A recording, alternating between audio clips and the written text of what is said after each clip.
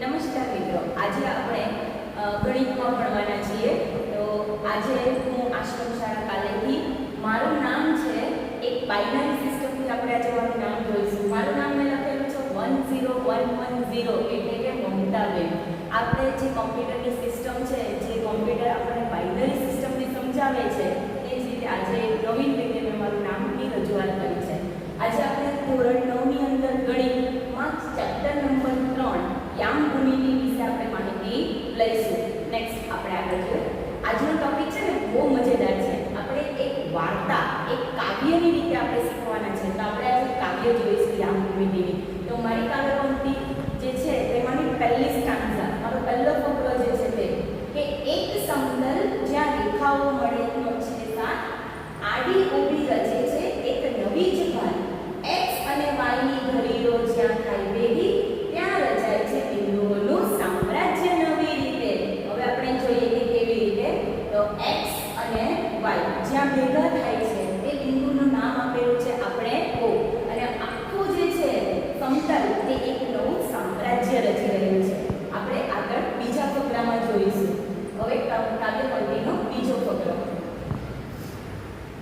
ચરણો ચાર દિશાઓ નવી, ધન અને ઋણ કિંમતોની સફર સહી, ભુજ અને કોટી બિંદુના યામ, ગણિતની દુનિયામાં આ એક અનોખું ધામ.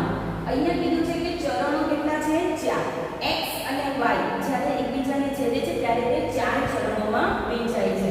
ધન અને ઋણ કિંમતોની સફર સહી, આપણે સંખ્યા રેખા ઉપર જે ધન અને ઋણ સમજીએ છીએ તેની વાત કરી છે. ભુજ અને કોટી બિંદુના યામ. નેક્સ્ટ આ રીતે જે x અક્ષ છે તેને આપણે ભુજ કહીશું. આપણે આપણી બાજુ જોઈએ તો આ ભુજ આપણી, અને બે હાથ જોડીને આપણે પ્રણામ કરીએ એટલે આપણે y અક્ષ એટલે કે કોટી બનીએ છીએ. એટલે કહેવાય છે કે x એ ભુજ છે, y એ કોટી છે. અને આ બંને જ્યાં ભેગા થાય છે તેને આપણે ઉગમ બિંદુ O તરીકે ઓળખીશું, અને તેના યામ જે છે તે 0 0 હશે. અહીંયા જે વાત કરી છે કે ઉગમ બિંદુથી આપણે જમણી બાજુ ધન સંખ્યા છે, અને ઉગમ બિંદુથી x અક્ષ પર ડાબી બાજુ ઋણ સંખ્યા છે.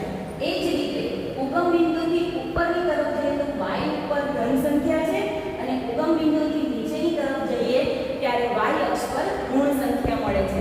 હવે જે 4 ચરણની વાત કરી મિત્રો, તેમાં પહેલું ચરણ, બીજું ચરણ, ત્રીજું ચરણ અને ચોથું ચરણ. આપણે એના યામ જોઈએ. યામ કેવી રીતે લખાશે? તો આવી રીતે કાઉન્સમાં લખીશું. પહેલું જે છે તે x યામ, અને બીજું જે છે તે y યામ. પહેલા ચરણની અંદર મિત્રો જો x પણ ધન છે અને y પણ ધન છે, એટલે આની અંદર જે ચરણ મળશે આપણને તે બંને ધન હશે. એ જ રીતે બીજા ચરણમાં જોઈએ તો x યામ જે છે તે તમારો ઋણ છે, અને y યામ જે છે તે ધન છે, એટલે કે માઈનસ પ્લસ. ત્રીજા ચરણની અંદર x પણ માઈનસ અને y પણ માઈનસ છે, અને ચોથા ચરણની અંદર આપણે જોઈએ તો x ધન છે અને y ઋણ છે, એટલે કે પ્લસ માઈનસ. આ રીતે આપણને શીખવા મળે છે. અને મારી આ કવિતાનો છેલ્લો સ્ટાન્ઝા. ઉકેલો સમીકરણો આલેખો બનાવો, જિંદગીના પ્રશ્નોને ગણિતથી ઉકેલો, યામ ભૂમિતિ છે જ્ઞાનનો પ્રકાશ, આલેખની દુનિયામાં ગણિતનો સાર. તો આવી જ રીતે આપણે આ જે શીખ્યા તેની મદદથી આપણે કેટલાક ઉદાહરણો જોઈએ, એટલે કે ગણિતના સમીકરણો જોઈએ. નેક્સ્ટ એક્ઝામ્પલ આપેલા છે. હવે તમને પરીક્ષાની અંદર પૂછે છે મિત્રો આવી રીતના કે 3 અને 4 આ કયા ચરણમાં આવેલું છે? તો આપણે જોઈએ બંને સંખ્યા ધન છે, એટલે કે પ્લસ પ્લસ. જો બંને સંખ્યા ધન હોય તો આપણને ખબર છે કે પહેલું ચરણ આવે. એ જ રીતના જ્યારે બંને સંખ્યા માઈનસ છે ત્યારે એ ત્રીજું ચરણ છે. હવે આપણે આગળ જોઈએ કે જ્યારે એક ધન છે અને x ધન y માઈનસ તો ચોથું ચરણ, અને માઈનસ x અને y ધન હોય તો બીજું ચરણ. તો આ રીતે તમને લોકોને પરીક્ષાની અંદર 2 માર્ક્સ અને 3 માર્ક્સની અંદર આપણે ઘણા બધા પ્રશ્નો પૂછાય છે. તો હું આશા રાખું છું કે તમને એક કાવ્યની સાથે સાથે મેં યામ ભૂમિતિ જે શીખવી છે તેની અંદર તમને સમજ પડી હશે. હવે આગળનો જે ટોપિક છે તે આપણે નેક્સ્ટ ટાઈમ જોઈશું. થેન્ક યુ સો મચ મિત્રો.